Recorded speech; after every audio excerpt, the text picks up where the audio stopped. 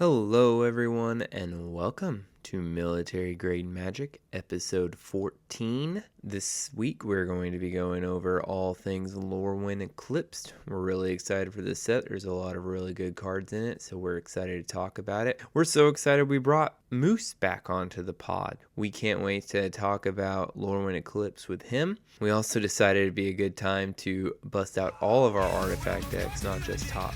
Myself, I brought my mono blue Urza Lord High Artificer. Moose brought his Drafna deck. And then Top, of course, brought out All-American Liberty Prime. We're really excited to bring to you another episode of Military Grade Magic. Please, like, comment, subscribe, all that fun stuff. Help our baby channel out. We really appreciate all of you listening and supporting us. With that, let's get into the game and then follow it up with a podcast. Thanks so much for being here. I know. How did you get to work again? Just found some recording software online. Thought I'd give it a try. Note off screen. Obviously, it didn't work very well. That's why I'm having to dub it over right now. But here we go. I realized I didn't post episode 12 on Spotify. That's why you're getting a double feature. Because I put in 13. I'm like, wait, 11, 13? What the? So it looks like we're going to get a double feature. We'll get one today and one tomorrow. You guys know this thing keeps score for us, right? Well, I thought I was going to have to block it so we didn't see our names, but rolling for turn. By that, he means a D20. Ooh, 19. What's up? 14. I got an 11, so tops first. Hooray. Hey, there's more than two people. I get to draw for first turn, right? That's a thing? Oh my, what is this? I'm going to play a tapped Mystic Monastery, and I'll pass. Alright, let's see here. No lands. Those are the best hands to keep, because it's all gas. Yeah, totally. Artifacts, you totally could probably get away with no lands in your hand. No, you cannot. And that's coming from Urza Lord High Artificer, where all my artifacts tap for lands. I'm telling you, no, you cannot. Okay, whatever this is, it's playable. Not even gonna look, it's playable. Okay, it's playable. I'll make it work. I'll start off with an island, and I will pass the turn. Yep, congrats, draw for turn there, champ. Excited to be here. Oh, there. I'm just excited to be here. My go, my turn, draw for turn, play an island, pass. Untap it, tap it. I draw it, draw it. I play a mountain, mountain it. I tap it. What? I've been waiting to play this one for a minute. I really like this art. I'm going to cast this enchantment. Whenever a non-token artifact you control enters, create a colorless artifact token called Munitions. When this token leaves the battlefield, deals 2 damage to any target. I pass. Alright, let's draw. I will play Abstergo Entertainment, and then I'll tap 2, and I'll play a Cyberman Patrol. All artifact creatures I control now have Afflict 3. So now when they attack and get blocked, the defending player loses 3 life. Oh. And I shall pass. My turn, draw for turn, play another island, tap 2 for a Sapphire Medallion. All my blue spells cost 1 less. Pass. Untap. And I draw. I have 2 or more opponents finally. So see if Clouds enters untapped. And I'm going to tap 2 to play Arcane Signet to get a munition. And then I'll tap this and this for an Ichor Wellspring. It's an artifact. When Ichor Wellspring enters the battlefield or is put into the graveyard from the battlefield, draw a card. And I also get another munition. Yay. Mm-hmm. I pass. Okay, I will untap, draw. I will play a very Spider-Man-y island. Boo. Does it have scary spiders on it? Nope, it is a spider web, as made by the scary spider. Let's go 3, and I will play Master of the Ethereum. His power and toughness is equal to the number of artifacts I control, and all other artifact creatures get +1/+1. I will go to the combats, and top, let's come at you for 3. No blocks. And with that, I pass the turn. My turn. Untap. Upkeep, draw. Play an island. Tap 3 for Urza, Lord High Artificer. Cost 1 less because of Sapphire Medallion. I get my Construct token. I have 2 constructs or 2 artifacts currently, so I get 2. He's at 2/2.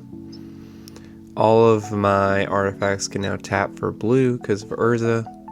So I will tap Sapphire Medallion for a blue to play Ethereum Sculptor, which makes all my artifact spells cost 1 less.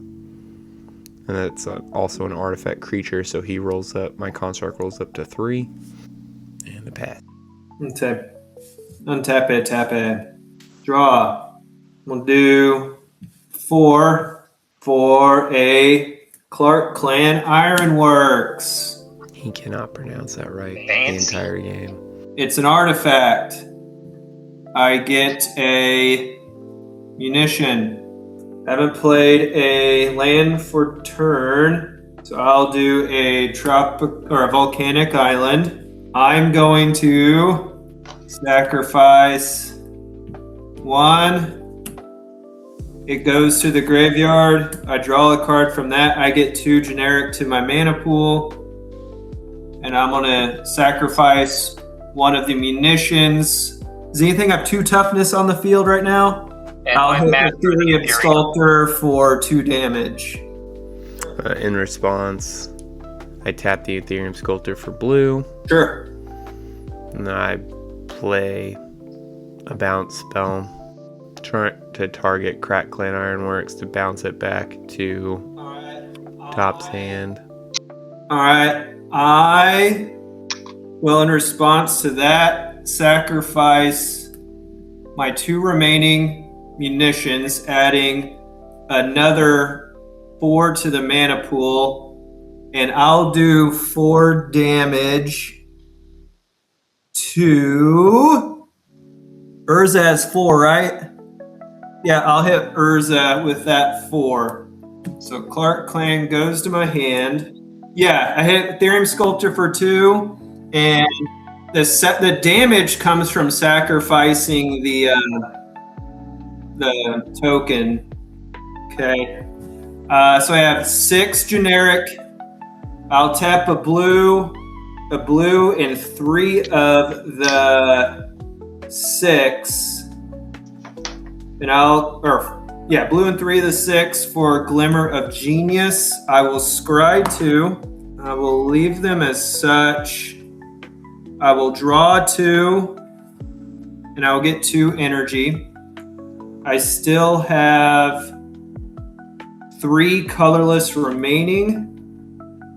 And with the 3 colorless, I will pump 2 of it, because I can't do any more than that, into Hangerback Walker. So it enters with a 1/1 counter, because I paid 2. So it only gets a 1/1 counter. And I get a munition back for it being an artifact. Alright. I pass. Okay, let's untap, draw. So let's go 2. And I'll play my Ethereum Sculptor. Copycat. I think I have one of those too. We could have done a trilogy. But you blew mine up. And you know what? Let's keep this going. Chief, 3 to you. Actually, Chief, 3 to you. Yeah. Very slow start for me, and I will pass. 2. Slow start, he says. He has the most full board. And the most life points. Alright, I untap, I upkeep, I draw. I play an island. I tap 4 to play the One Ring, the best card in the game. So I have protection from everything until my next turn. I'll go ahead and tap the One Ring, put a burden counter on it. That means you can't be targeted, right? Or Just have protection from everything. I tap the One Ring with a burden counter. I get to draw a card. I have the Ethereum Sculptor, the Master of the Ethereum, and the Cyberman Patrol. It is a 3/3. I'm looking over everyone's board right now. my walker is a 1/1, yes. Swing 3 at top. Okay. And second main, I don't have anything. So I will pass. Untap the things. I draw for turn because those are the rules. So I've been told. We'll do 1, 2, 3, 4 for Crocker Clan Ironworks. It's an artifact. I get a munition. I haven't played a land for turn. Okay. I'm going to sacrifice these 2 munitions and the Hangerback Walker, generating 6 mana. And I'm going to do 2 to your thing, Moose, the thing that Chief had that I targeted. Oh, the Sculptor. Okay. Yeah. And then, what's your untap guy there? Could you pull them both up? I don't think I can tap them. Yeah, for whatever reason, there's so much glare. We can't look at your cards. What does that guy do, or what is that? The Ethereum Sculptor gives all other artifact creatures I control +1/+1, so the Sculptor would be a 2/3. So you'd have to hit it again. All right. I'll do that then. Does anyone have anything worth 1 point? No. Let's see if I can get some glare. Okay. I'm curious. 2 damage. It doesn't say split between, so that means I have to do 4 damage to it. So I don't have 1 damage remaining. All right. And then I get 1 Thopter from Hangerback Walker. But this wasn't this is a token, so it doesn't trigger munitions. I have 6 floating mana. With that 6, I'll cast Aether Flux Conduit. When you cast a spell, you get an amount of energy equal to the mana spent to cast that spell. I can tap it, pay 50 energy, draw 7 cards. You may cast any number of those spells from your hand without paying their mana cost. Yeah, that's a artifact. I get a munition back. I haven't played a land for turn. I'll play a Flooded Strand. I'll find a source that enters untapped for it, and I'm going to pay this plus. Actually, I'll have this enter tapped. I'll find my Triome, my other Triome that enters tapped with this guy. All right. 1, I'll sacrifice the munition to Quark Clan again. 2 damage to.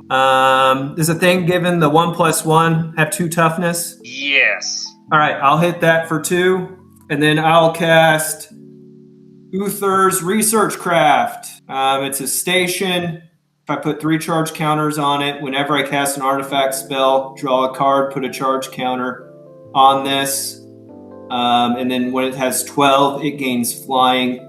And this spacecraft gets 1/0 for each artifact I control. Itself was an artifact, so I get my munition back. That was 3 mana. So I get 3 energy going to 5. That was a really loopsy-doo. That was a big turn. Okay. I pass my turn, and I'll look for my Triumph. Oh, And okay, I pay the 1 life. Oh, yeah, I pay the 1 life. Untap. I will draw. There's a Darksteel Citadel. Oh, the artifact land. That's the indestructible thing, right? It is an indestructible artifact land.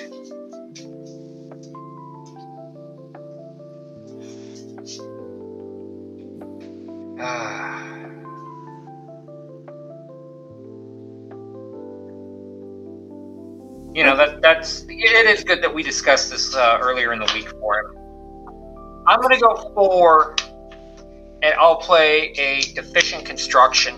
Whenever I cast an artifact spell, I will create a Thopter token. And then I will pass the turn. Super's going to start. Eventually, I'll find a rock. Alright. Untap. Upkeep. Draw. I lose a life because of the one ring.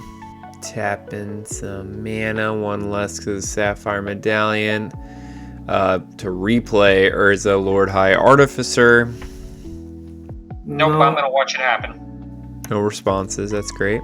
I get another construct. It's not a legendary token, so I get to keep both. I was thinking for the sleeves. You are welcome. I'm going to commit the Ultimate Sin. Tap the one ring for a blue mana. Tap the Sapphire Medallion for a blue mana. And play Steel Overseer. I can tap the Steel Overseer and give all my artifacts a 1/1 counter. My constructs, of course, rolled up due to there being another artifact on the field. Checking the board to see who has what on the field. It's a 2/2. I will take the 5. Alright, second main phase. And pass. I draw. Okay. I'll do red, white, blue, and 2 Oh, we know what that is. for Liberty Prime on cast. I trigger this, so I get an additional 5 mana or 5 energy. This goes to 10. Does it resolve? All right. Yeah, I'm going to watch it happen. And entered the battlefield. I get ammunition. Go to combat. Does anyone have anything power great of 8 power 8 or greater? Nope. No. Toughness of 4 on Urza.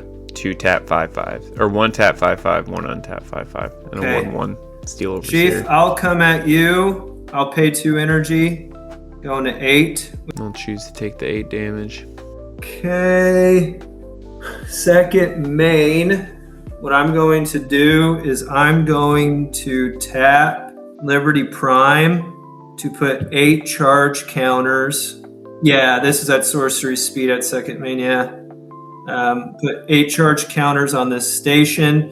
So whenever I cast an artifact spell, I draw a card and put a charge counter on this spacecraft. I haven't played a land for turn. I'll do an Arid Mesa, and I'll find something that taps for 1.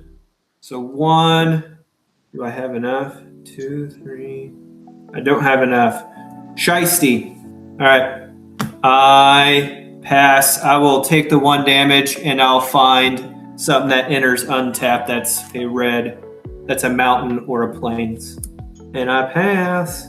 Okay, I will untap. I have 4. Oh, him. I'll have 1 source of untapped mana. It'll be whatever this land's gonna be. I will play an island. I'll go 3, and I will play Stride Hanger Automation. On cast, Efficient Construction Season, and I will create a Thopter token. And let's see here. That'll be it for me. Let's keep it simple. All right. Hey, I'm not I'm literally off curve. I haven't drawn a single mana rock. All right. Draw 'em for turn. Play Tezzeret Artifice Master. Playing this for you, Moose. For tormenting with me with this back in the day. I'm going to go ahead and roll up the 1 ring and tap it. Draw 2 cards.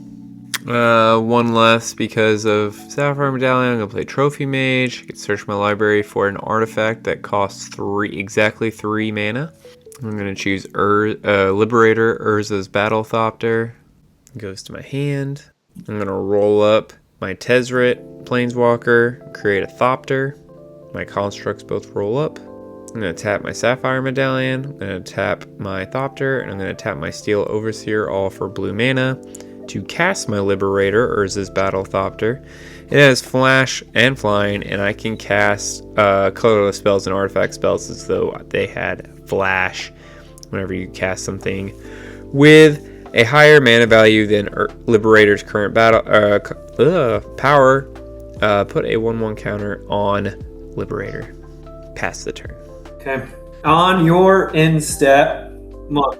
Tap 1, sacrifice the munition. What has power 2 or toughness 2 or less? My Liberator, Battlethopter, and Trophy Mage. My Thopter token and my Cyberman Patrol. Okay, I'll hit the Liberator. That's fair. It's for right 2 play. damage. And with the 3 floating, I'll cast Mithril Coat, and it will come equipped on Liberty Prime. Cast, it's an artifact. I get ammunition. Cast trigger on this, it costs 3. This bumps to 11. Okay, now I untap and I draw for turn. Okay, I'll tap 1 and 2, and I'm going to cast Adaptive Omni Tool. Equipped creature gets 1/1 for each artifact you control.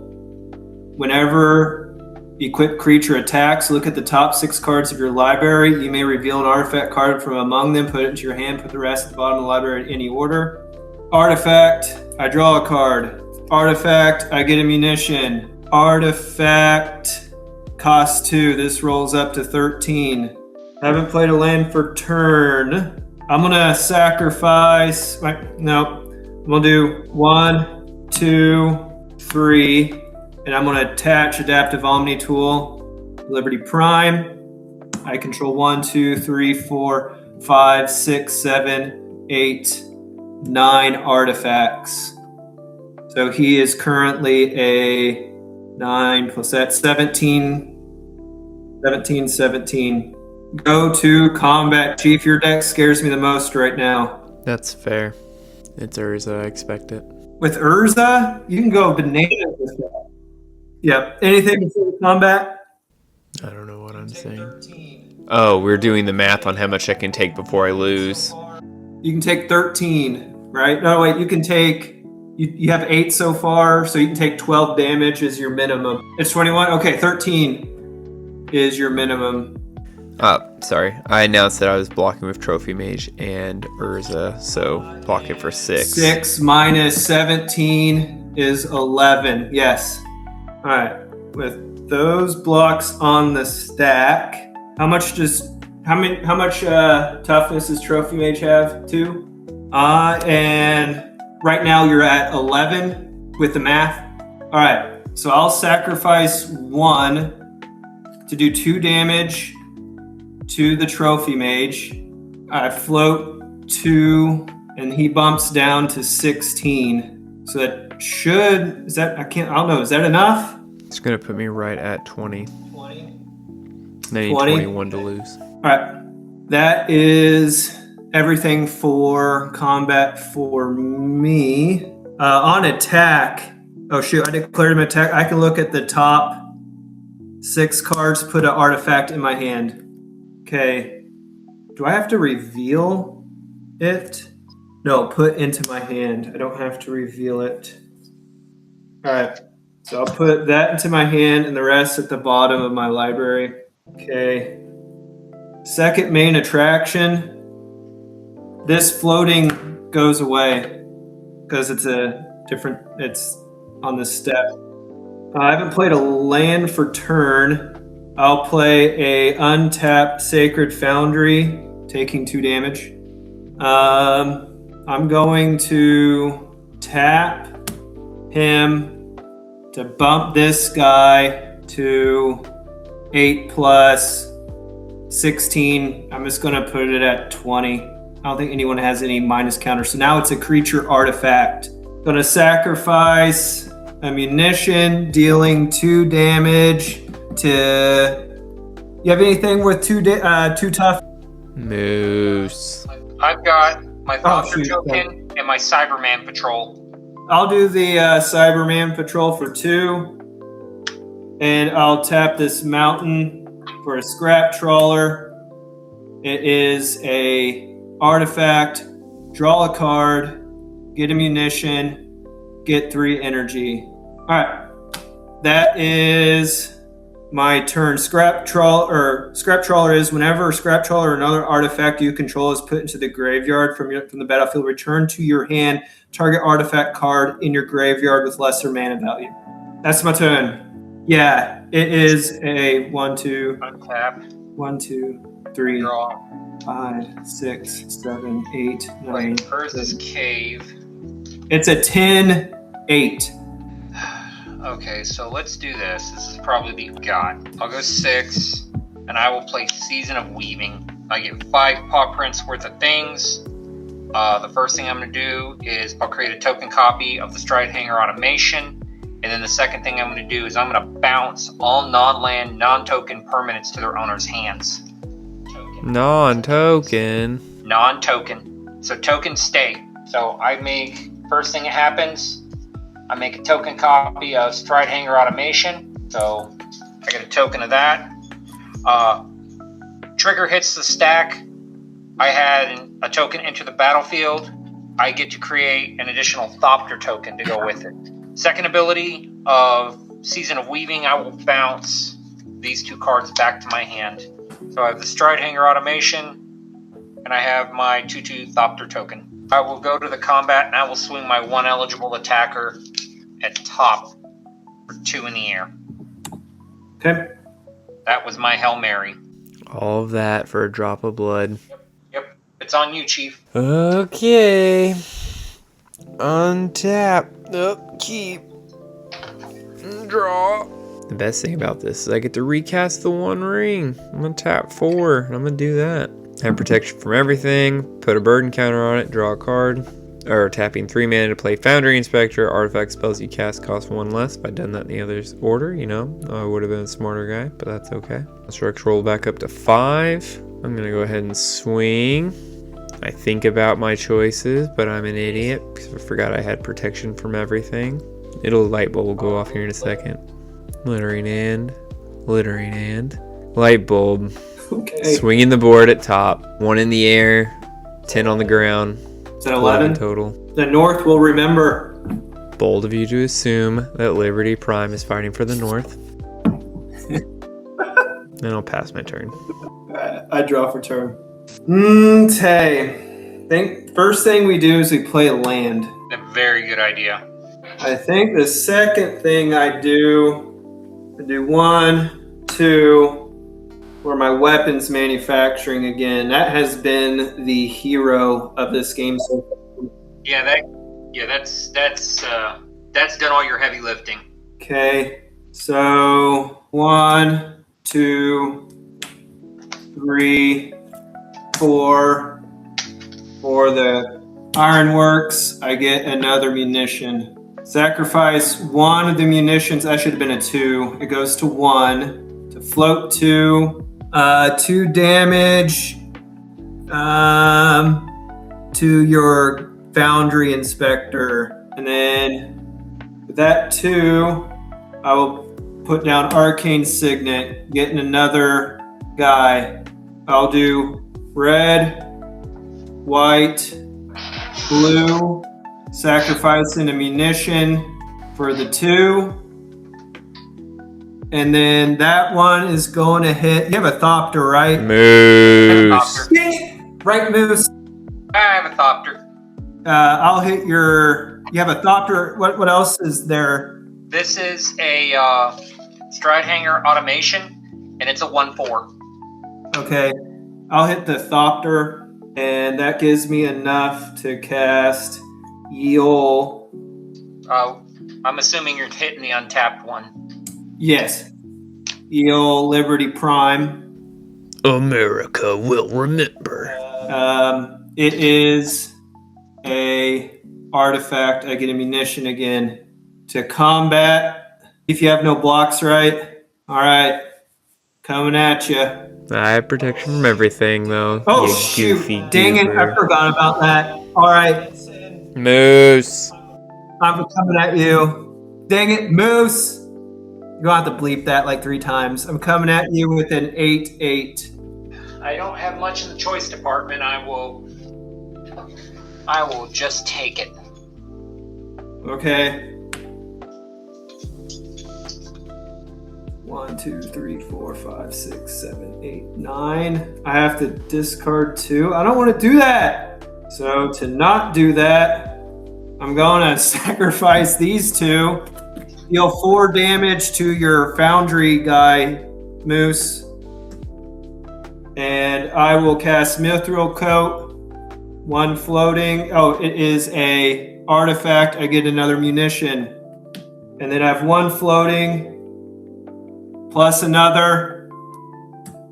I'll cast Omnitool Adaptive. I'll hit your tapped Thopter, Chief.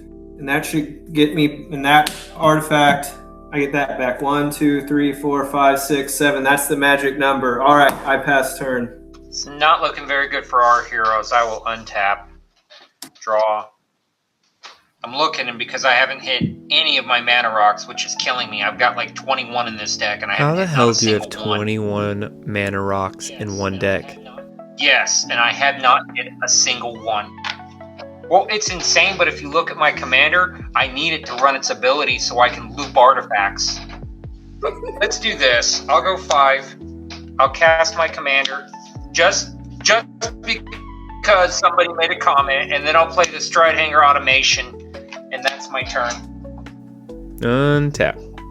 Upkeep. Take the 1 for the 1 ring. Draw for turn. You have 100 magic cards in that deck.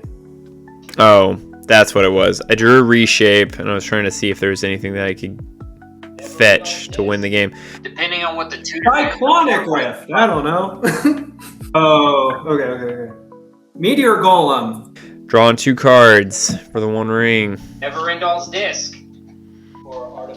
Oh, right. I was asking if you got energy whenever you cast. Whenever Liberty Prime enters the battlefield. I had a sculpting steel in my hand. I was trying to see if I could make a copy of Liberty Prime. But I had no way to produce energy. It would have been a waste. That card is in my hand. The one's like you get energy for artifacts. The only way he can generate it is by paying 2, tapping it, and sacrificing an artifact. But no, him entering doesn't give him energy. He has to pay 2 to attack or block unless I sacrifice him. I would have to sacrifice him if I declared him as an attacker with no energy. Yeah, so whenever he attacks or blocks, so it sounds like I can declare it as a blocker, and then because it has no energy, it sacrifices itself. So as long as it doesn't have trample, that creature is still blocked. I just have to sacrifice him before anything else. I think that would work. Because it says I can declare him as a blocker, but unless I pay 2 energy, I have to sacrifice him. Looking over your board, top. You've got 1 Thopter in the air. Oh shoot, my computer's about to die. Well, you forfeit. Yeah, that's a forfeit. One last big play here. Tap 2 for Steel Overseer. And I'll tap 6, I think, for Cyber Drive Awakener. It's flying. Other artifact creatures you control have flying. And then Cyber, when it enters, all non-artifact creature artifacts become 4/4 creatures. So my constructs roll up to 5, and they both have flying, so I'm going to swing 10 in the air at top. I will declare the Thopter as a blocker Of course you do. on one of your 5s. None of them have trample, right? Trample, so I'll take 5 damage. And pass the turn. Sealing my fate. Okay. I think. Alright, I'm just going to go straight to combat right now. And, well, before combat, I'm going to pay 3. Sorry. 1, Nope, no take backsies. 2, 3. I'm going to tap. Put the adaptive Omni tool on. 1, 2, 3, 4, 5, I can 6. block it, but I think it buys us a turn. Alright. Yeah, trample. Alright. I declare 14-14 at you, Chief. And I'm out. Okay. Good luck, Moose. Second main. Here's where he rips apart my board. Second main. What does your commander do? My commander, for 2, I can return an artifact to my hand, and for 3, and I tap it, I can create a token copy of an artifact spell. And then your other guy, I'm sorry, I wish I can just click your cards, but I can't see them. Yeah, I'll have to play around with that because normally it's not this bad. Well, all right. Hold on a sec here. I'm gonna do red, white, blue, or red, white, and 1 for Pinnacle Emissary. Artifact on cast. I have no cast triggers, that's right. Whenever you cast an artifact spell, put a 1/1 colored strong creature token onto the battlefield with flying, and this creature can block only creatures with flying. Get a munition. I'll sacrifice a munition. What's the toughness of your guys? 1/4, 2/1, 2/2. I'll hit the 2/1. Float 2. Tap 1. Play Scrap Trawler. Get another munition back. I will sacrifice both munitions to hit your 1/4 to generate 4 mana. Oh, I get a drone. Where's my drones? We'll call this clue token a drone right now. I have him somewhere. So 4 to that. This was from this. I'm floating 1 from the Scrap Trawler. I also get a munition back from the Scrap Trawler cast. Floating 1. Sacrifice 2, 3, 4, 5. Tap 6 for Aetherflux Conduit. Get another drone, another munition. I'll hit your guy for 2. And then I pass turn. Yeah, I don't think there's anything I can draw that's going to change the outcome of this game. Nope, that's game. Are you seriously scooping? Like, Your I can play GG's? Yeah, GG's, it's all you. Prime got a win! 1 and 4!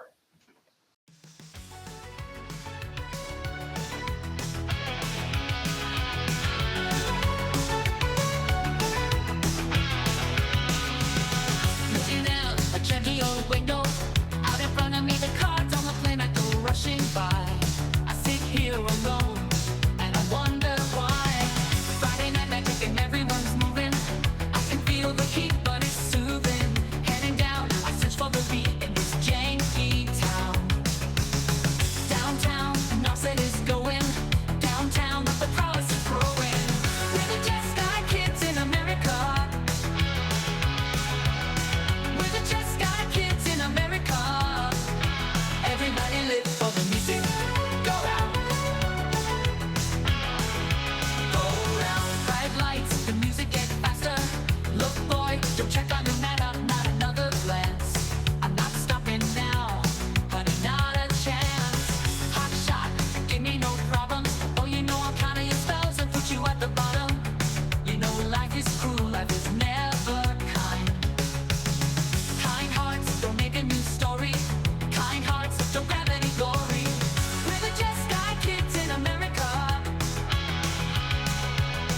We're the Just Guy kids in America. Everybody live for the Let it cook, man. Let it cook. I am so jazzed and excited. Like, I won't say anything else. I don't want to spoil it. But I'm very, my levels of interest in the show have skyrocketed immensely, is all I'm going to say. From the trailer did its job.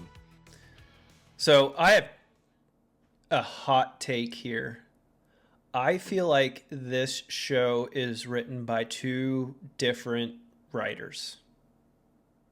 Interesting. You have, because the the word choices used and how the actors portray the script in the Brotherhood versus the Ghoul and Lucy versus I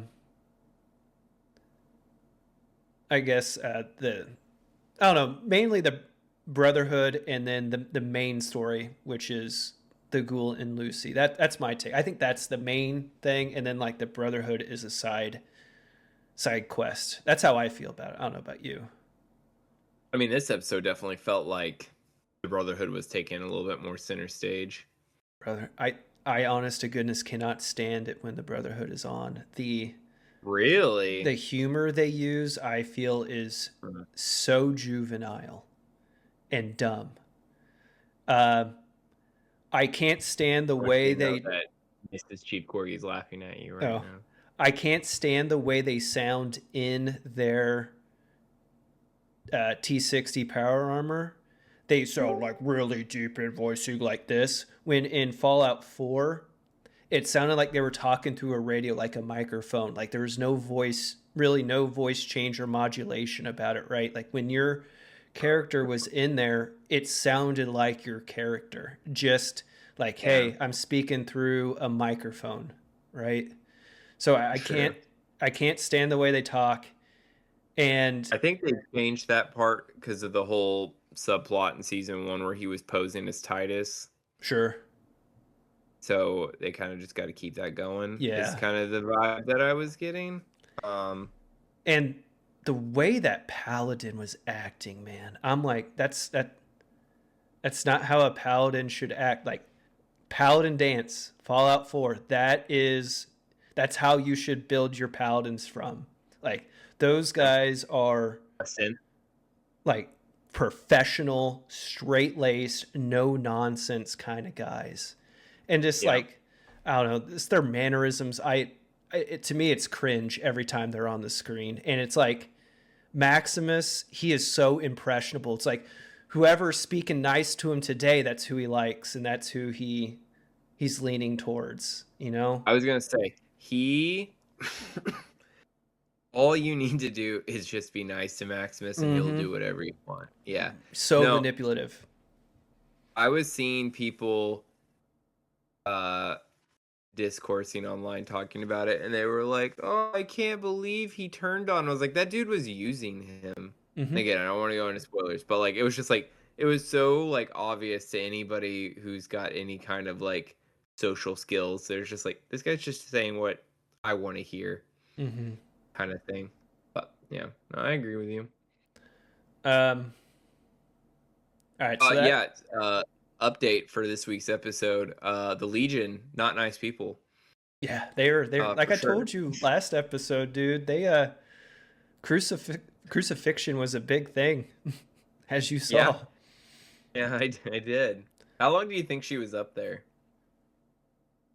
In my opinion, maybe 48 hours with how dehydrated she looked. You look, I was gonna say 2 or 3 days. Yeah. You up there a minute. It- So Moose, welcome to the show. Welcome to Fallout Shelter. Have you? I know you said you watched season 1. Have you played any of the games?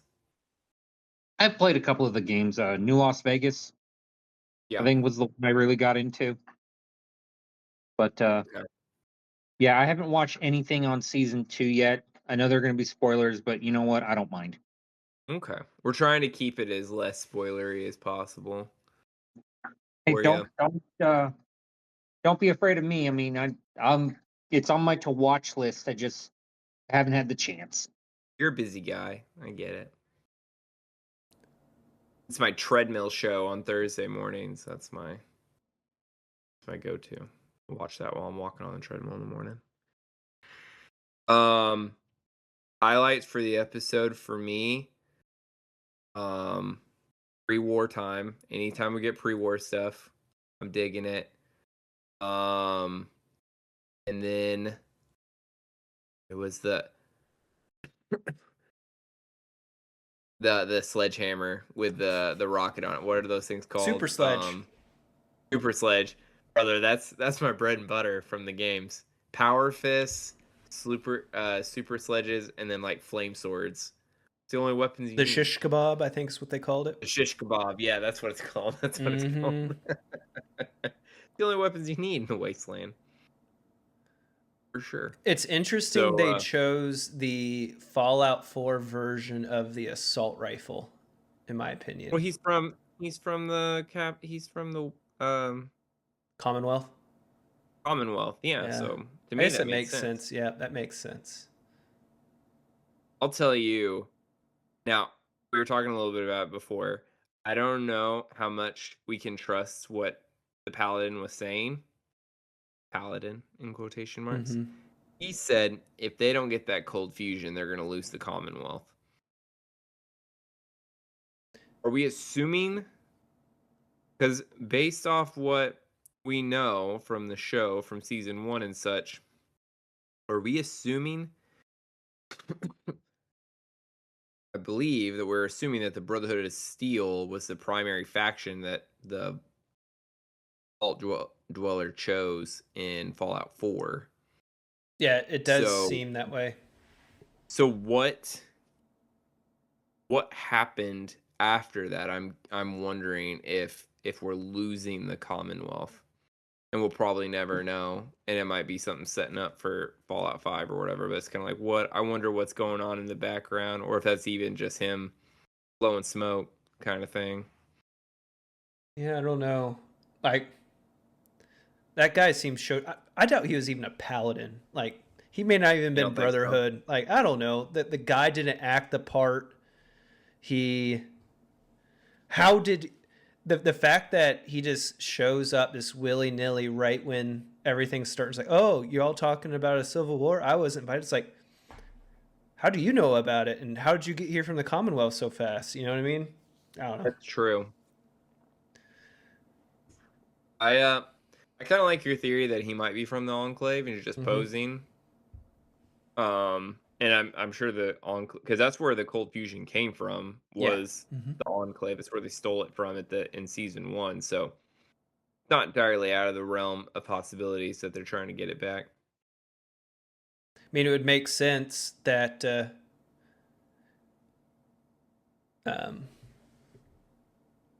that it would be the Enclave, because they would be the ones who knew that it was stolen. I don't know. To me, it just lines up too well for it to be an Enclave, like him just to be a poser of the Brotherhood, but actually be an Enclave. That's just me. I'll buy that for a nickel. Okay. I felt like Lucy, she got a big come to Jesus moment with the Legion, in that just because you're the nice person doesn't make you immune. You know what I mean? Yeah.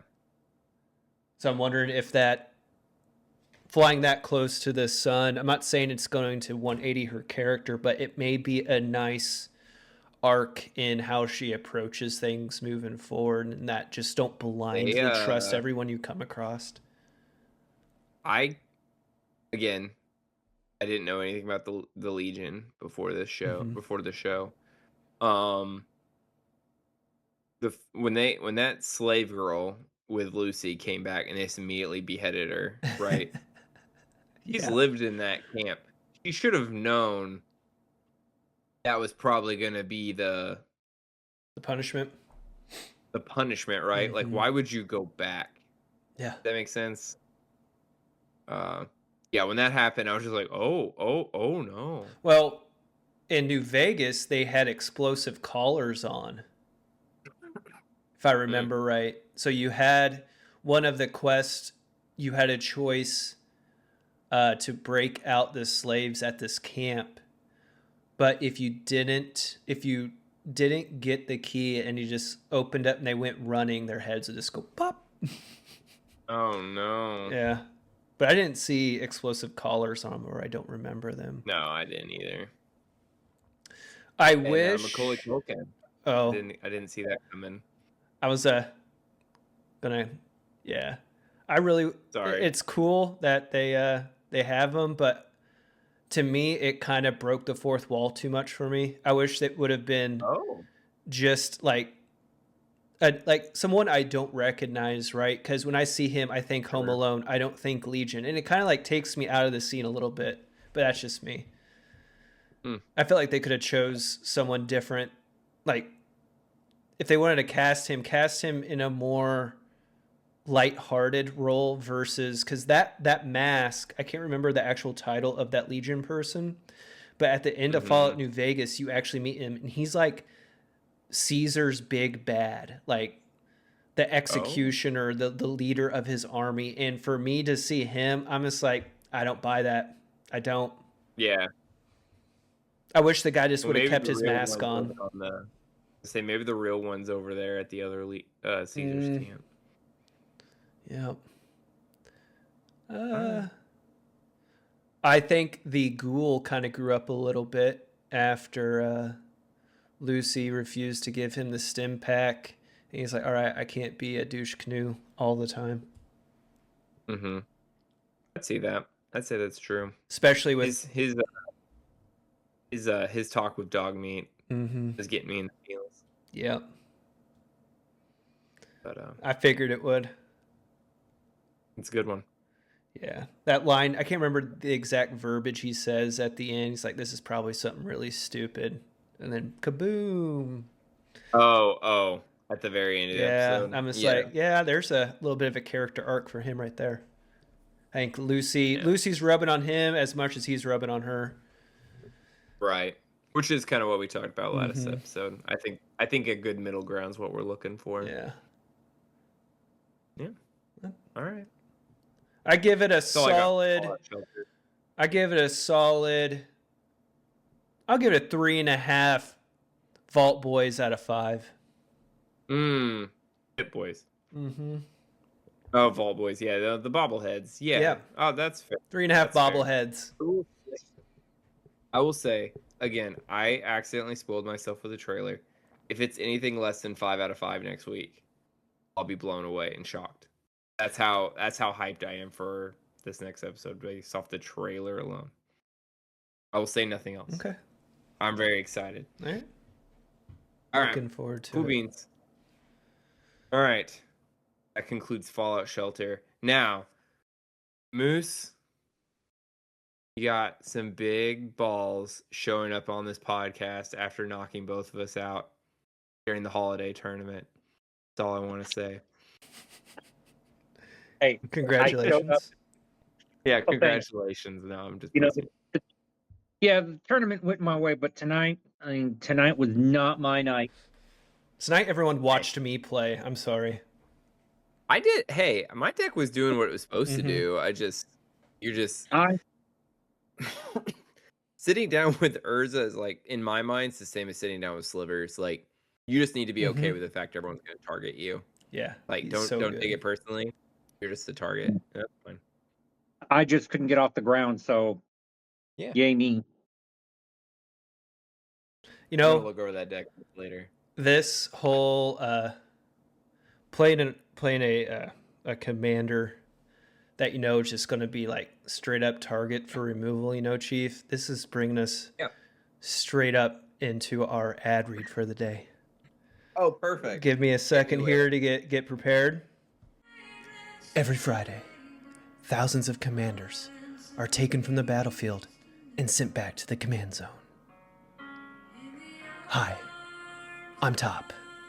And right now, somewhere at a LGS or kitchen table near you, a commander is being destroyed, exiled, bounced, turned into an elk, or worse, crib swapped. Look at this commander. His owner missed all their ramp and hardcasted on turn 5 just to be removed. Now costs 7 mana and a dream. For just 1 soul ring a month, you can help 5 CMC or greater commanders who've been cast aside and deemed too expensive to play. Mana, that is. They only cost a quarter. In the bulk bin at the LGS, sitting there, waiting for a friend to finally choose them. Your donation helps provide emergency recasts, temporary haste until the next board wipe, and emotional support after hearing the words in response. This commander thought he made an impact. Instead, he made it one combat step before being destroyed like a junior enlisted who forgot to shave. And still, his owner believes. They tap lands. They sigh. They say, okay, my deck does a thing. I'll cast him again. They never win. With your help, we can stop the cycle of tap out, cast, remove, cry, and pass turn. Please, call now or visit militaryGradeMagic.com/adopt-a-9-drop, because somewhere out there, a commander is being removed after doing absolutely nothing it was accused of. I had to mute myself. I was laughing too.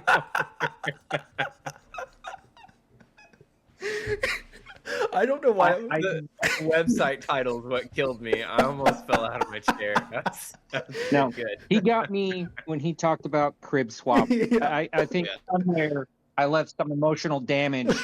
I told you I had PTSD from crib swap. Oh man, I don't know why that this popped into my head today, and I am just like giggling to myself typing this out. It's pretty good. I thought so too. Thought the music was a good touch. Oh no, it would have been nothing without that.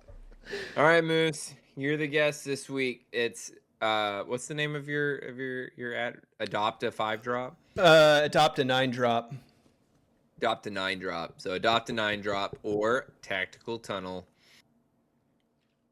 You know, after hearing both of those, I've got to give it to Adopt a 9-drop. I understand. I think That's I'm fair. finally on the board. Did I finally win one? You think were I on was- the MGM Pubs. Oh, okay. I thought it was over. Now that might have been rigged. I I paid them we're off. actually doing a yeah. I'm pretty sure you paid your boy. But that's fine. I had a friend from work call in, from my youth call in, and yeah, absolutely. No, that's fantastic. I love it. But Good times. good times.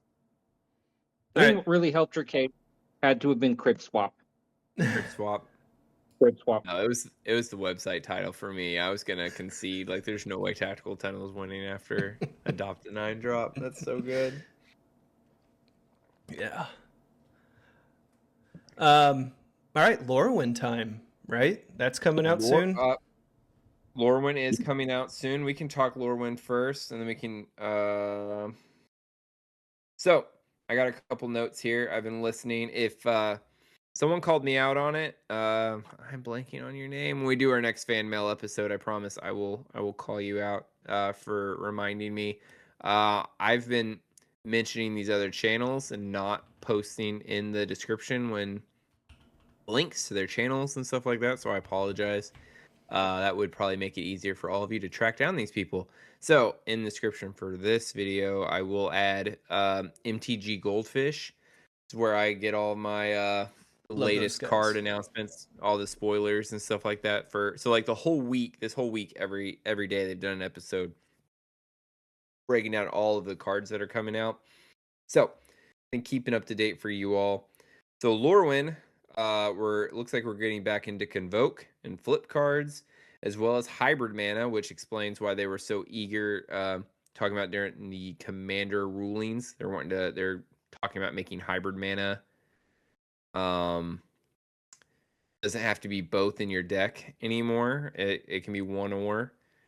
I don't know if either of you have thoughts on that. We didn't really talk about that when they announced it or not, but seems to be it's for this set is the reason we're doing it, because hybrid mana is like a very major staple for this set.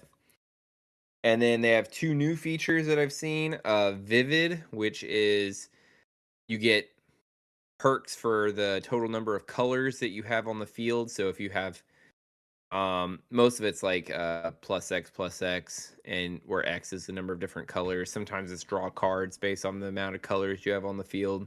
And then the other one is Blight, and that is where you're putting -1/-1 counters on your own creatures in order to get some kind of an effect.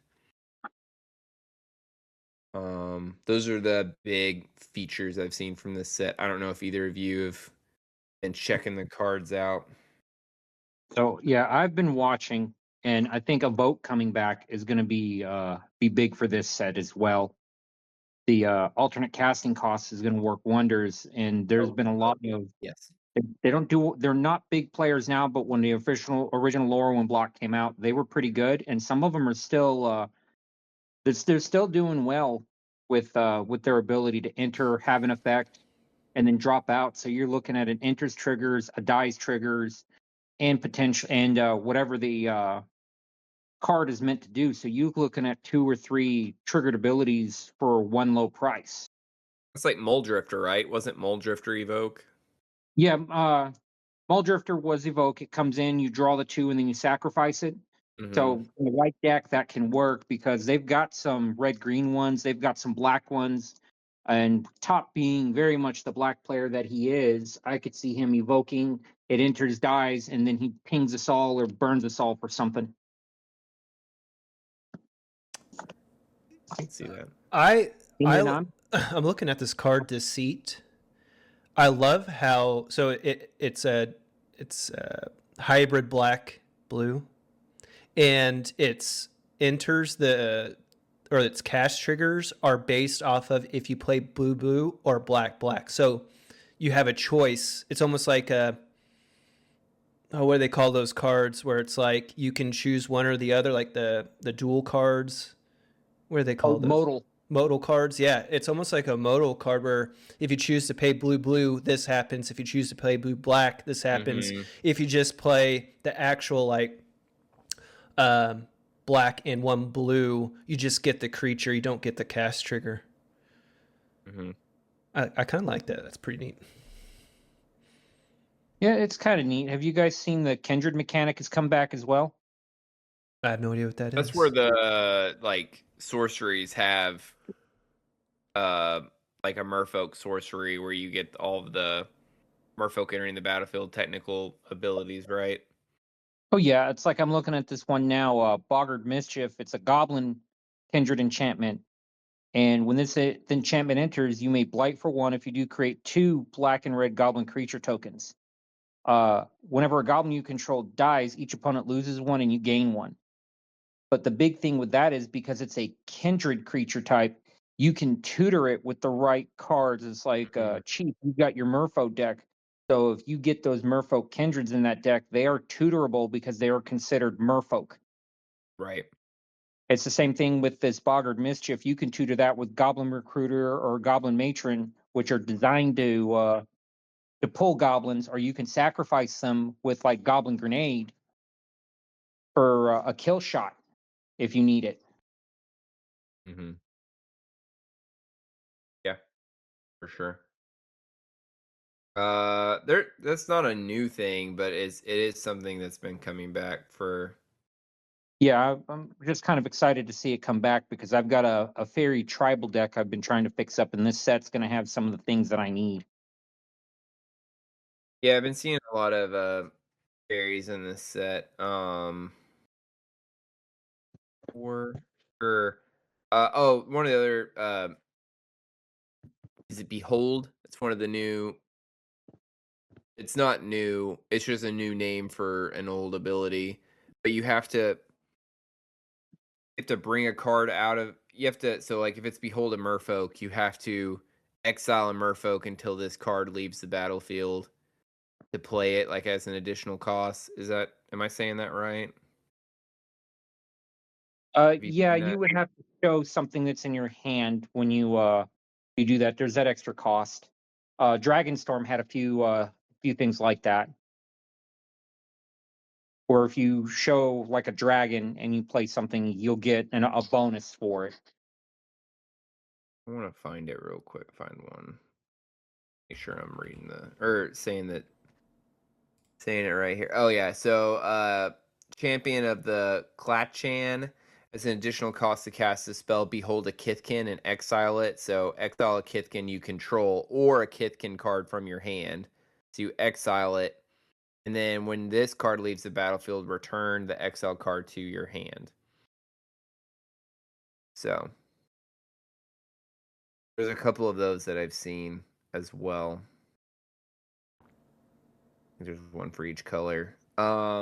Is tribal a big thing for this set? Yes. Okay. Yes, and there will Like be there are a lot of changelings in the set too. So Yep.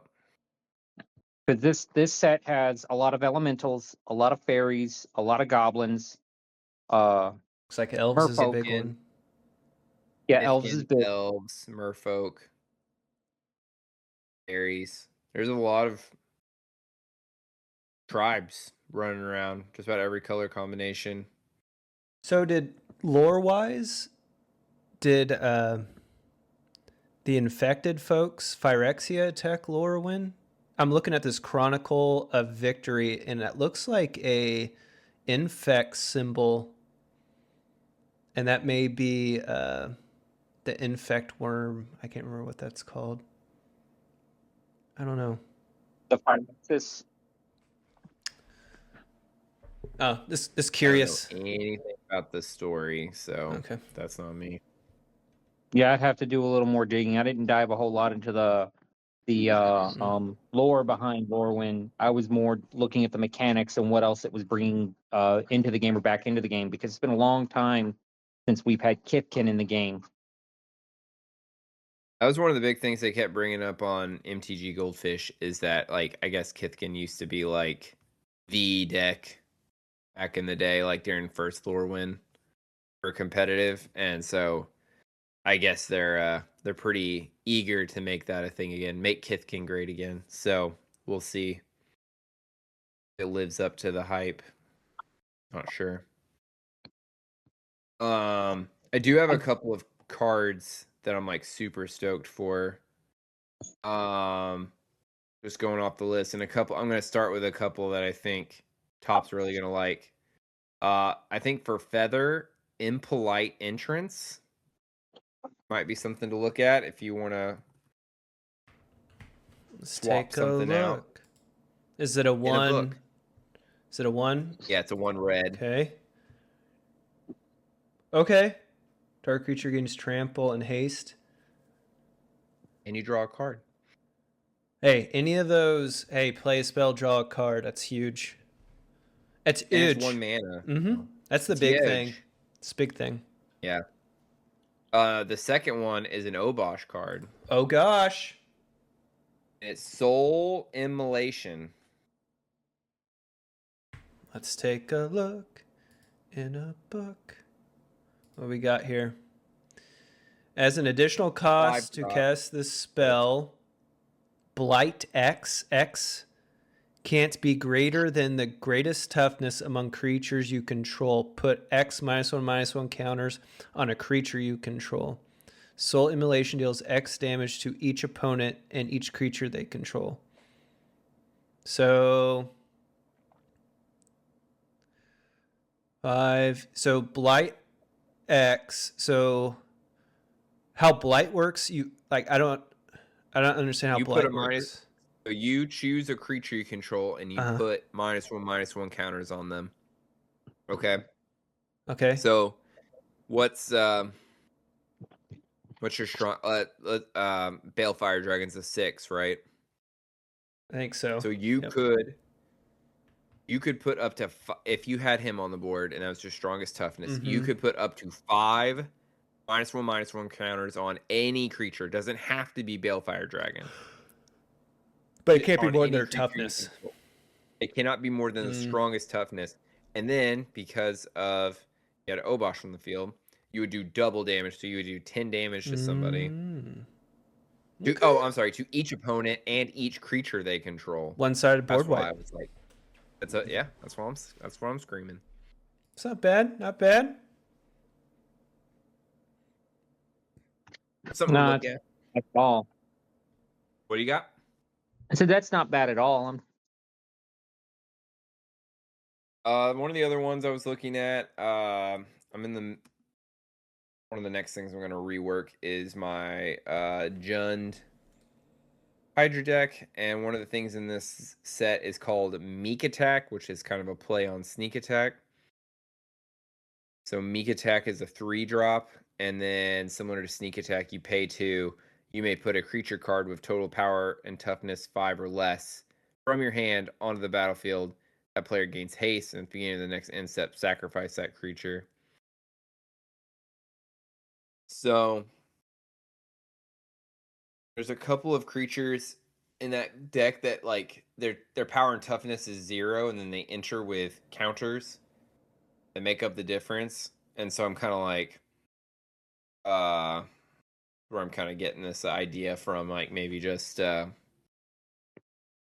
playing it for free or next to free, letting it die, and then bringing it back from the graveyard with my commander with his ability, just doing it again the following turn. It's kind of where I'm coming from this. This Kinda thinking it might be a good fit. This sapling nursery looks pretty nasty. Sapling Nursery, the first time I saw that card, I was just like, this is garbage. It's that And first then, line, dude. The affinity for forests, Yeah. brother. Why don't you Yeah, go ahead and I've read it all for those that Okay. are listening? It is a 6 generic 2 forest for an enchantment. Affinity for forest. This spell costs 1 generic less for each forest you control. Landfall trigger. Whenever a land you control enters, create a 3/4 green tree folk creature token with reach. Okay, let's just keep adding keywords to it. It's fine.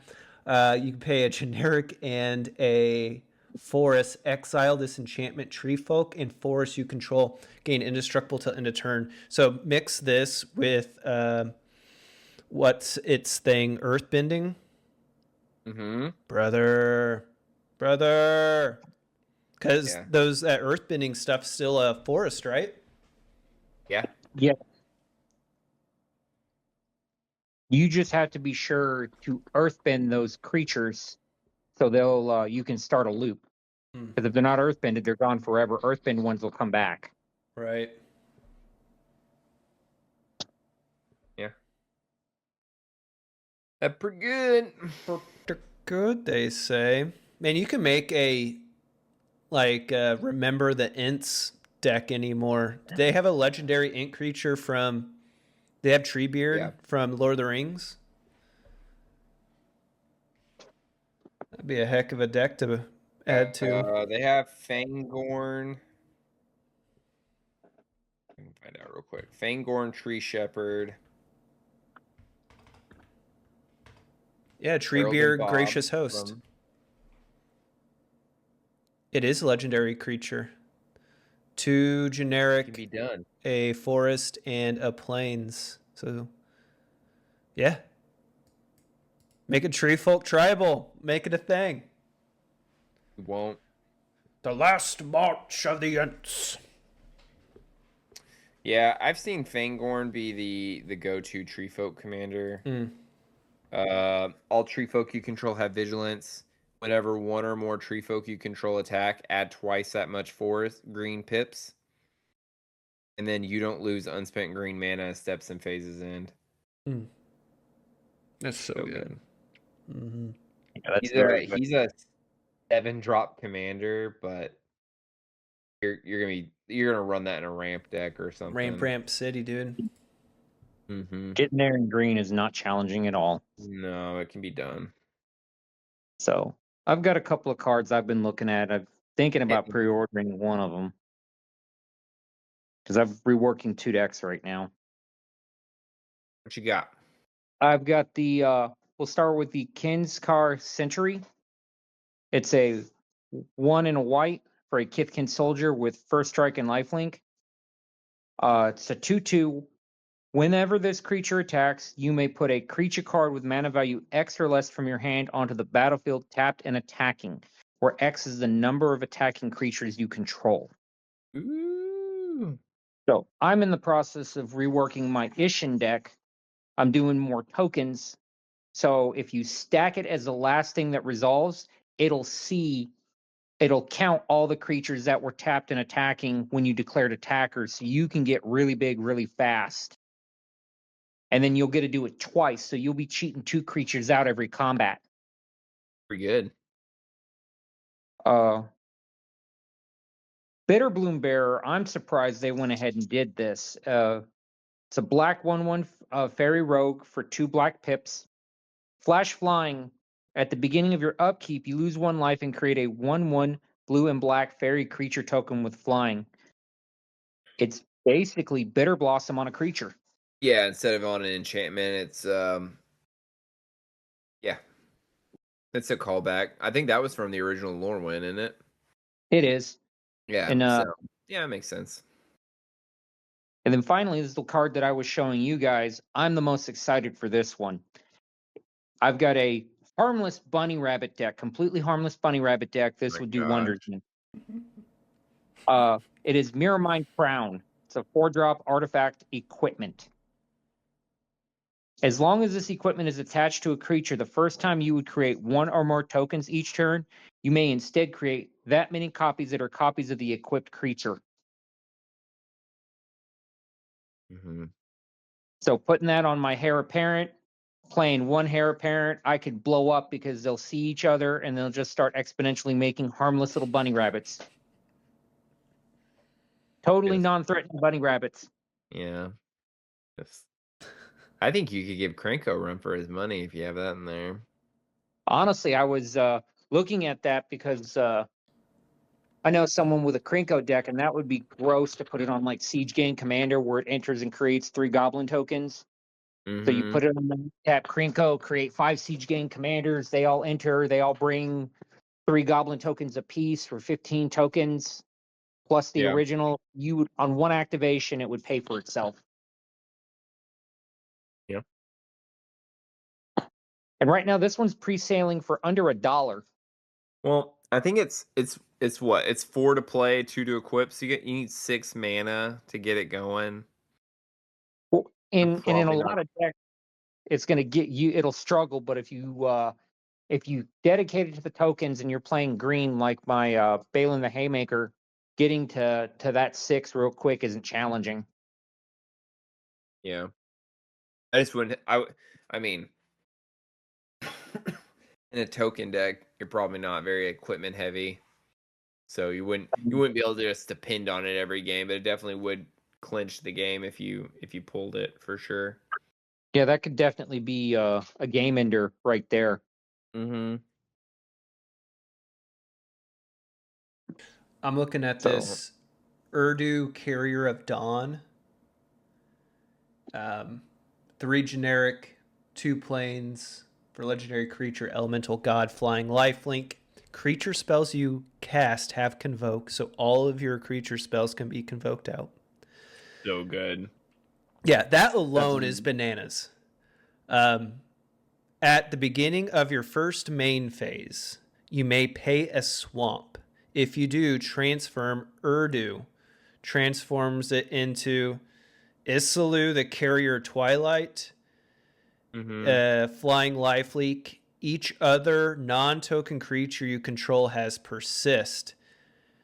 And then again at the beginning of your main phase, you pay a planes to transform it back. So you may pay. Yeah. Yeah. So if you have like an aristocrat thing to where you're just putting out a bunch of cheap 1/1s and you're getting like a lot of death triggers, like you put like you sacrifice it, right? It goes to the graveyard. Well, it didn't have a negative 1/1 counter on it, right? So it comes back and then it gets the counter and dies a second time. Mm-hmm. Interesting. But it's non-tokens though. Yeah. Otherwise, it would be broken. But nah, that's a really good card. That seems pretty Yeah. neat. It's going $29, and then for if you want the Gucci version, it is going to cost you 39 schmeckles. Oh my. It's not too bad though. Keeping in the vein of Orzov, when I saw this card, I was like, I don't know why it intrigues me so much, but it kind of makes me want to delete my Ordzov deck that I have been building on Archideck and start building this one because it seems like a weird concept. It's Abigail, Elegant First Year. So it's a hybrid mana, Orzov. She has flying first strike lifelink. She's a 1/1. When Abigail enters, up to one other target creature loses all abilities. Put a flying counter, a first strike counter, and a lifelink counter on that creature. Oh wow. You could break that card. And And by that I mean you could break every other bad, quote unquote, bad card in your deck. You know what I mean? Just go through and all of your cards that are like I'm trying to think of an example right off the top of my head, but it's like creatures that are like, oh, you can't attack until these slumbering counters are removed or whatever, right? Well, you can do that. She'll come in, it'll transform that creature, and then now it's going to be swinging like an 8/8 with first strike and lifelink and flying. And I don't know. When I saw this card, I was like, this would be a lot of fun to break. So I don't know. It's tempting. I'm thinking about it. Mulling it over. Here's another one that can really be abused. It's Moon Shadow, costs 1 swamp for an elemental creature, 7/7. Has menace. When this creature enters, it gets 6 -1/-1 counters on it. So even though it's a 7/7, it enters as a 1/1, right? If you cast it turn 1. However, when one or more permanents are put into your graveyard from anywhere, remove a -1/-1 counter on it. Like, you can easily do that. Like, self-mill yourself or put this in your Mothman deck. That's the thing. It doesn't have to go it doesn't have to go from the battlefield to the graveyard. It can literally be from your deck. anywhere. Yeah, no, it's Library, it's so yeah. good. I kind of want to well, I don't know. But in a wheels deck, like where if you were self-discarding yourself, that was like the theme of the deck, that card would be busted for sure. For 1 shawarma. I just think that's too easy of a thing to do for 1 shawarma. You just have the threat of it being destroyed, like Oh, super sure. easy. Yeah. It has menace, though. So you drop it turn 1, turn 2. You can still swing with it.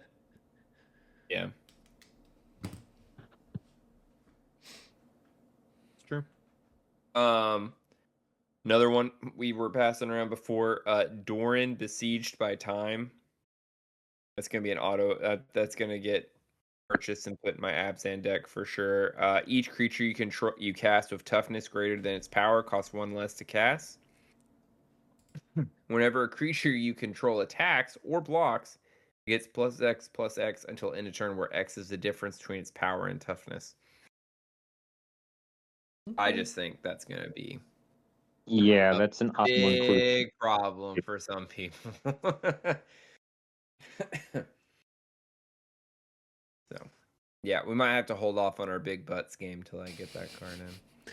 I still need to get that wall from Avatar that gives all your creatures indestructible.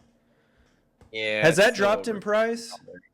No, I love this. It's sitting around $25. Oh. Yeah. Probably when it falls out of standard, I imagine. Yeah.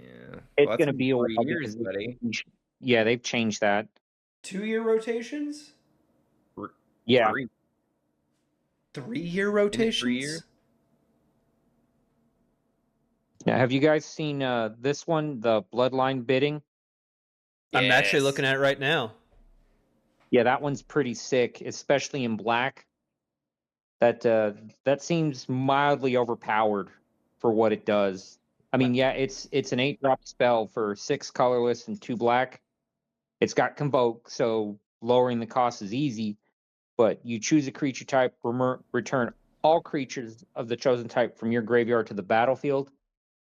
That seems a little much. I know Utah got a thing for zombies, I was thinking the and same I know thing. there's a way to loot them, but this to me is just a little overpowered. Because I've got I'm working with tribal demons as well, Yeah. and that's going to make it that much more fun. Yeah. Or this collective inferno is going to be nuts if you're going tribal as well. Because that's an enchantment for 3 colorless, 2 red with Convoke. As this enchantment enters, you choose a creature type. It doubles all damage that sources you control of the chosen type would deal. Mm-hmm. Okay. It's like City on Fire, but doubles It's just damage creature. type, you said? So it doubles all damage that sources you control of that chosen type would deal. So when it enters, you pick a creature type. So you pick dragons. Check. While the collective inferno is in play, all dragons you control deal double damage. It doesn't increase their power, it's just a multiplier. It is a multiplier. Check. Now, is that damage at all times? So if they were to block, they're also dealing basically double strike? Yes. Okay. You don't get the first strike phase. It's just doubling the power during the damage step. Okay. Yes. Okay. Interesting. Now, I will tell you, when they dropped this card, I got excited. I got personally excited. This card, to me, without this card, this set would be nothing. It would be garbage. Throw the set. Nobody should purchase it. But once I saw they reprinted it, I knew for a fact this set was going to be a winner. It is everyone's favorite 3-drop Kindred instant speed removal. Gentlemen, you know it. You love it. Crib Swap has been reprinted. I still prefer the nun art. That oh yeah, for sure. Oh yeah, that's totally. I still have all of those. What is it? A 2/2 baby token? That was 1/1. Is it 1/1? It is a 1/1 baby token. So good. And it was so fun watching you two. I most of the time I didn't win those games, but it was fun watching you two slug it out with your freaking army of babies. I mean, why not? If someone does that to my Voltron deck, I am going to make that it's going to be like Child's Play, but in the Magic Land, right? The Chucky with the run around with swords. What I wanted the whole time.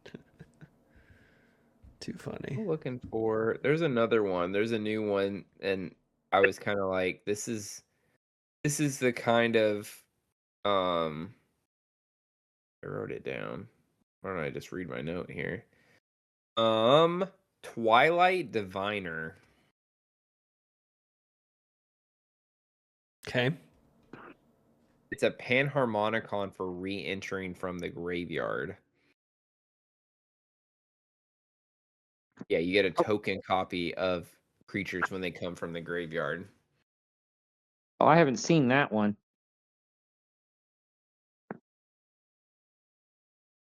We were just talking last episode how Golgari, I've been leaning more towards the graveyard. I was like, that looks like that's right up my alley.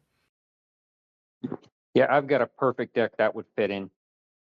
Absolutely perfect deck for that card. Who's the have you looked at any of the commander cards? Like, what's the big new legendary creature? Has anyone been talking about that? There's 2 precons. One's an elemental tribal, and the other one's a Jund. Is it goblins? No, it's the Jund -1/-1 counters deck. The blights. Yeah, that's right. The blight deck, and the other one is Wooburg Elementals. Yeah. So. All right. Quick lore thing. How is Ajani in this? I thought in Phyrexia All Will Be One, he was a Phyrexian sleeper.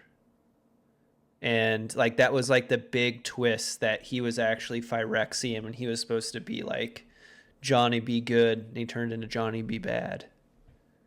Or does anyone else not follow the lore or anything? I think we should do an episode where we get very intoxicated and we try to read through all of the lore of Magic the Gathering. Can you imagine being on like some type of psychedelic and it's like you start seeing the things we're talking about? It's like giant creatures. That's illegal. We're not gonna. We don't condone that. I kind of have an answer to your question. Okay. But I would love to get drunk with y'all and just figure this all out. Way better. Yeah, your idea's way better. But so the Praetors did make him a sleeper agent, but Urbrask is the one that that helped him come back. Because what is it? Shildred and Elish Norn were your leaders, and Jinkataxis was your scientist, if you will, your mad scientist doing all these experiments and everything. Well, Okay. Urbrask is a traitor to the Praetors. A traitor And praetor. Urbrask, yep. So your red Praetor,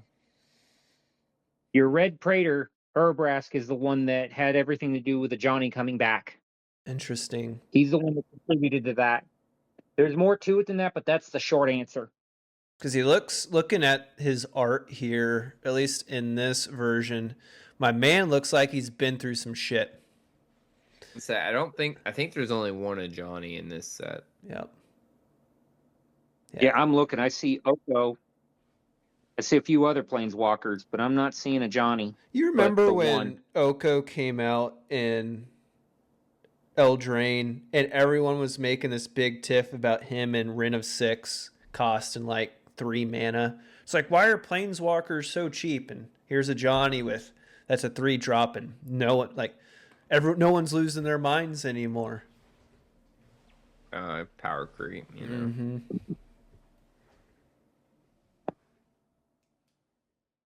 He's $40 though. Yeah, if the universe gives it to me when I get my pre-release and my gift bundle, then I'll be happy. Wait, there's what is Johnny you looking at? I'm seeing him only $11.99 for a Johnny Outlaw Chaperone. I'm on. I think MTG Goldfish. This is their anticipated price, like what they're expecting it to be. Got you. Yeah, it's pre-sale right now on Cards of Kingdoms for, if you want the Gucci version, it's 11 schmeckles. For TJ Maxx, it is 7 schmeckles. TJ Maxx. Well, stepping away from Lorwyn for just a minute, I did some math for you. Okay.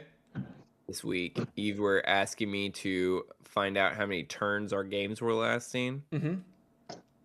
Would you care to wager? If I am to wager on average when the winning turn is, yes, I'd say 7.5. 7.5. Interesting. Moose, I know you watch most of our gameplay. What would you wager on that? Honestly, I was looking at is a solid end state, but I've actually done a lot of reading to be a judge, and about 8 turns is average for your game of Commander. You're close. So ours is 9, and this is just in our 1v1s. But I will say it's slightly skewed because the mill game went so long. Kind of tweaked our numbers upward just a little bit. So the mill game. Oh my goodness! I'm sorry. Mill game went 12. Our shortest game was our Obosh game. How many turns do you think that went? 5. It was 5 turns, and it was all over. It was all... My man wasn't fucking around.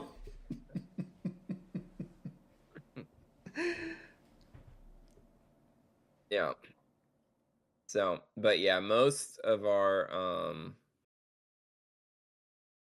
games, the median, the most common number is 9. We've got the 1-5, a couple of 8s, and then 2 12s, which was the werewolf game and the mill game.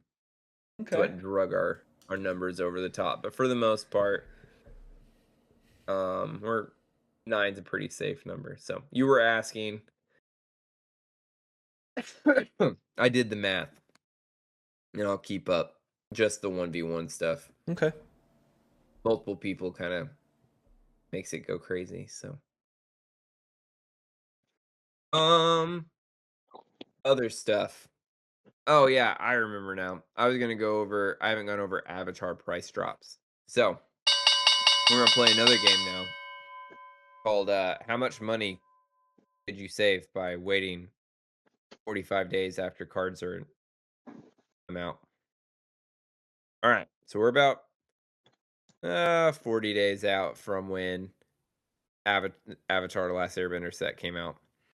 So Avatar Aang on announcement day was $80. It was $15 on release day. Or no, I'm sorry, on day of it was 80. It's $15 now, just to give you an idea of the drop range for these cards, okay? Okay. And then it's $28 for the borderless, but you can get that card for $11 at Card Kingdom right now. That was your Okay. going to be your 4-color commander for. Yeah, but the more I'm looking at it, because it's like, oh, you're never gonna waterbend. Okay. Like, So- yeah. So I'm very. The only way I would ever flip it is Moon Mist, and so I'm kind of looking at it like, am I gonna be okay with it just being a draw commander every turn? I haven't decided yet. I'm still looking at it. Okay. Yeah. We're gonna keep going through the game here. Yeah, do that, and then I'll give you my 2 cents about Aang, because I think you're misunderstanding something. Ooh, okay. I'll take it. Ko the Face Stealer, that's the black centipede looking guy that has his little fancy trick. It was $13 on release day. What do you think you can get him for today? Survey says Tree Fitty. Okay. I'm in for 5. When I did my math here, I was getting it for $1. Wait, it was Make $1? sure. It's $1. Oh, we both busted. Yeah. Dang. All right. Wonder I'm why just the going through hate. cards.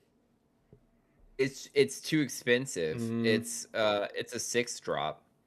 You mean a super mostly- powerful effect on a card is I know. is It's 2026, power brother. kept We don't by have a time. CMC? Okay, I'm Yeah, sorry. yeah. It's not green either, so it's like you're never gonna get that color. Yeah. Anyway, next we have Legend of Kyoshi. That is the saga that flips into a creature. Okay. On announcement day, it was $25. Slumped to 6 by the time it released. And what do you think we are at now? 25 to 6. From announcement day to the day of release, we went from Bro. 25 to 6. I'm gonna say 50 cents for my 50 cents. man. 50 cent. I'm going to, I'm in. Let's do $8. $8. It went up. It did go I'm at up. 8. It did. It actually went up. It's at $13 right now. Damn. Okay. Yeah. So it actually, it trailed down, and then I guess it started picking back up. I guess people started seeing some worth in it because you're able to flip it, this, that, and the other. So I don't know that there you go. that last game where you played that Saga Commander, your enchantment deck. They are Brother, nasty. Yeah. Sagas pretty good. Don't sleep on them. Mhm. Don't sleep on them. They're pretty good. Well, its value went up because people started seeing how earthbending and landfall can be such a nasty combination, and then you It's make true. those creatures big, flip it to Yeah. give them hexproof and trample. You ain't wrong. 'Cause All I'm right. building now, so Next, I got Planetarium of Wan Ching Tong. That is the one with the top deck manipulation where you get to play something for free. Okay. On announcement day, it was $35. On release day, it was $21. What do you think you can get it for now? I'm gonna call it an even tenner. So Okay. I'm going to pass on this round because I actually know what it runs because I Oh have. no. So I'm going to pass on this round for fairness sake. It's $9.50. Ooh, I still busted. Dang. That's for the non. That's for the fancy one. The borderless one's 17, but the basic Betty one. All right, we already went over this once, but we'll the Walls of Ba Sing Se on announcement day was 31, and like we just mentioned, it's dropped down to $24. Borderless is still hanging in there at $38. All right, faded firepower. Faded firepower. I believe this is the one that I was telling you about, Top. It's 3 red pips and an X, and then if you would deal damage to an opponent or permanent, it deals that much damage plus an amount of damage equal to the number of fire counters on it, which is the X. On announcement day, it was $50, and on release date, it was $19. I'm gonna say it went back up to halvesies at 25. 25. I'm thinking down, and I'm going to put my money on 15. $15.99. Man, I think he's smelling. I think he's smelling what we're stepping in here. do you smell what the rock is cooking? All right, next one. We're getting close to the end here. Wan Shi Tong Librarian. That's the big ass owl. On release day,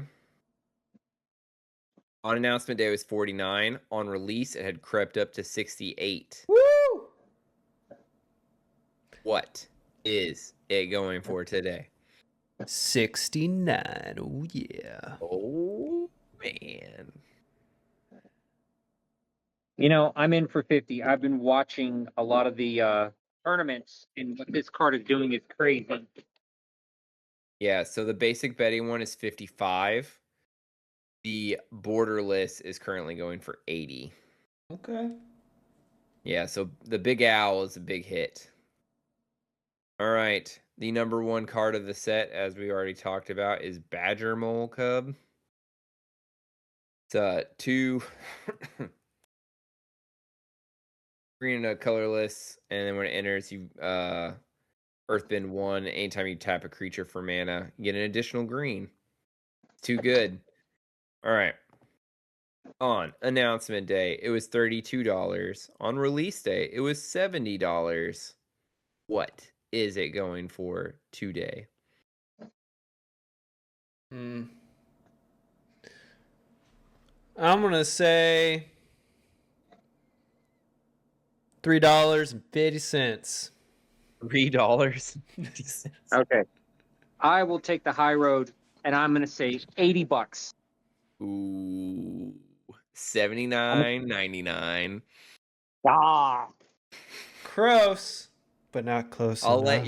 let you save yourself here. What do you think the full art version is going for? The full art version? Mm-hmm. Ah. God, it's got to be at least twice that. So you said it was $79.99? Yes. How about, you know what, let's just keep this simple.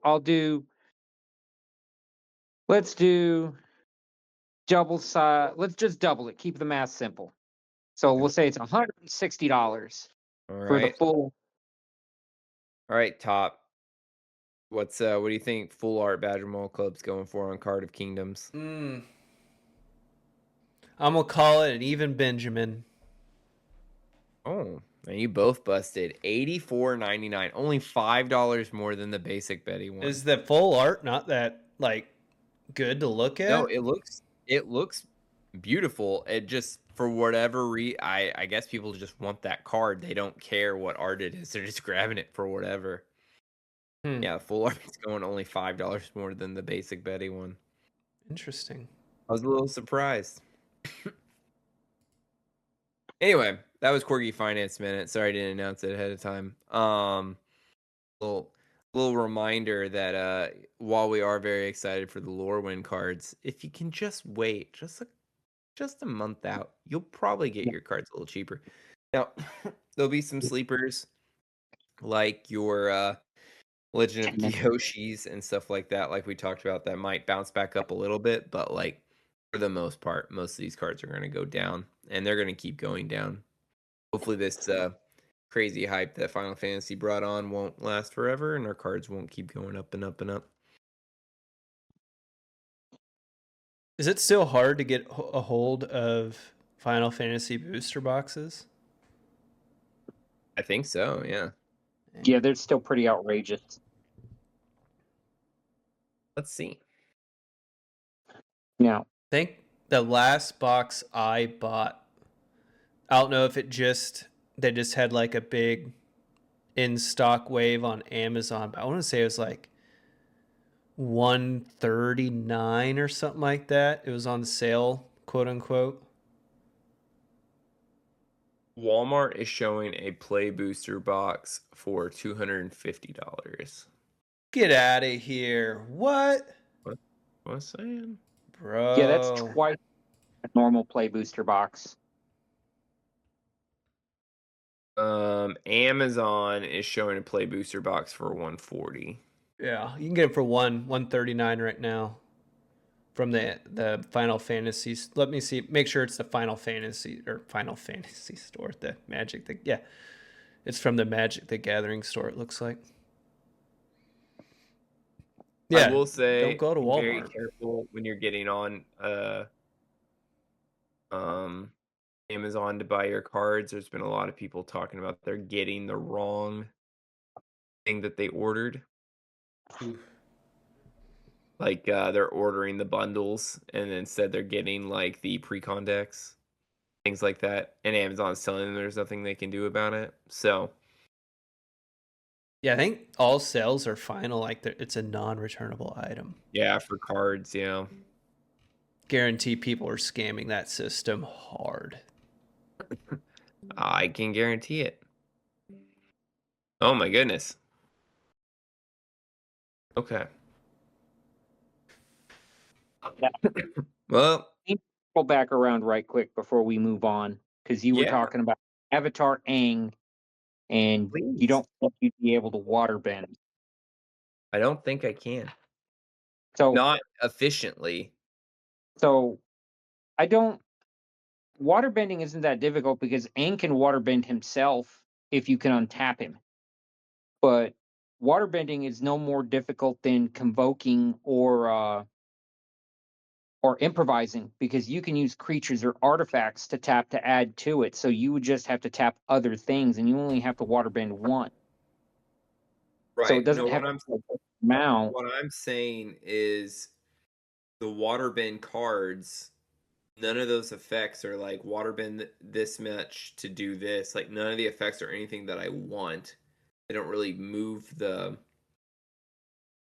my deck plan forward. So it's like, why am I convoking this many creatures? Why am I doing this? At least the ones I was looking at, I was like, why would I do this? Like, I would rather earthbend 3 times in one turn, draw 3 cards, than try to get where I can earthbend, firebend, airbend, and waterbend all in one turn just to flip. It's kind of what I'm going over. Yeah, because I will give you, water bending is the harder thing to do, and Waterbender's Ascension would be good to make Aang unblockable, but you still Sure. have to commit to it. But I've come to see that my favorite waterbend card that I feel like would fit in there would be Waterbender's Restoration. That's the I've seen that one. It's got the healing art on it. Yeah, it basically, you blink you it's 2 blue pips, you waterbend for X, and then you can exile X target creatures you control and return them to the battlefield at your end step. So basically, you only have to hold 2 mana. You tap your creatures and target those creatures, and then blink them. And because that's waterbending, I think that would fit. But yeah, I do see where waterbending would be challenging. It's just not impossible. Yeah. Didn't make it easy because a lot of the It wasn't an impossibility thing. It was just one of those things where it was out of all of the bending, it's by far the weakest. oh, absolutely. And so when I was trying to build the deck, it was like, well, I really just want to keep firebending and earthbending is what I want to do. And just make a ton of mana and then sink them into these some of these other sinks or whatever. But like, and I'd airbend for protection was one of the other things I would do. But like, I just wasn't when I was playtesting it. I was just like, this is not doing like even with no interaction from opponents, just playtesting. I was like, I am never flipping. That's not a good sign that I'm going to be flipping. So I don't know. It just that's why we playtest before we build decks with real money, folks. So I'm not saying I'm not gonna build it. I just hasn't happened yet. Yeah, it makes me glad I did some play testing and I've managed to swap which TOF I'm building. Mm. Because I've swapped over. I'm building the Earthbending Master, your mono green one. Yeah. I just need to get my hands on a copy of Earthbending Student, but Wizards screwed up the printing on it. So that's going to be hard to get. I didn't know that. So they didn't. So when they printed it, they didn't do a release run that's non-foil, and they didn't release them correctly. So there's very limited numbers of Earthbending Student. They completely screwed that one up, and they admitted it. Yeah, that's a good card. Yeah, An because it's Earthbending supposed deck to be for on sure. common, but basically now it's like an ultra rare. Oh, Yeah, there's only one way to get it and one set to get it, and it's printed at lower quantities because they printed it in foil. of course.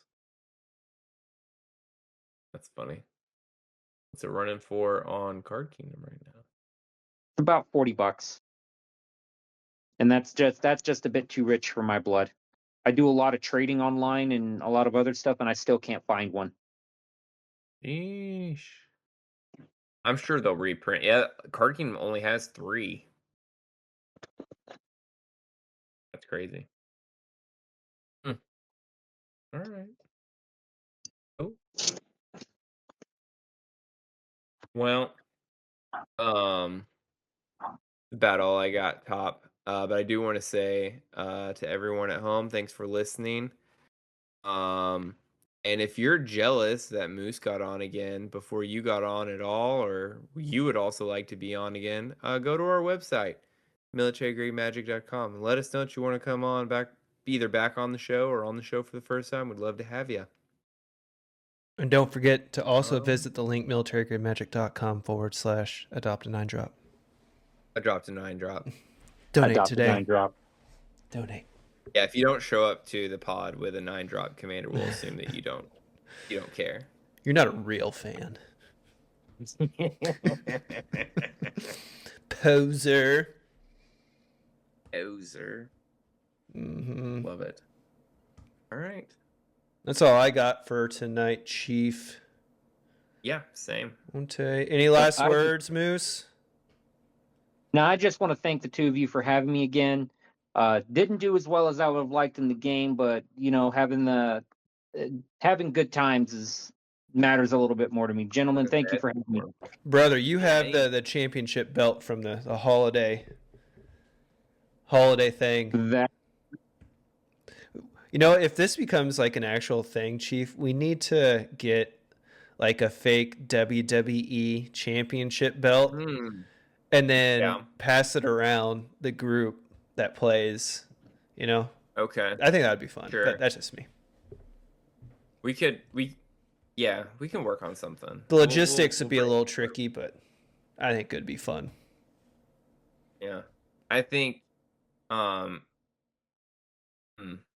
brainstorm. We'll get there. We'll find something. If you have ideas what we should pass around for the winner of the holiday tournament, you let us know. Did you get any good pulls from your boosters, Moose? He didn't take any. Oh, he didn't. Oh, Nope, I took the printed cards and took the boosters I would have won and gave them to the losers bracket. Oh, Which never played, yeah, by the we way. haven't done So that yet. I'm still sitting on 4 booster Well, packs. how many of us? Me, the dinosaur, Oh, Astro. Astro. Yeah. I guess he doesn't come to drill. It's like, man, could we do this at January's BA? But I mean, might be able to just be you three. fix it. Yeah. Okay. All right. Well, I'm all tapped out top. All right, we will roll the outro music here, and you all have a good one. Bye. Yeah.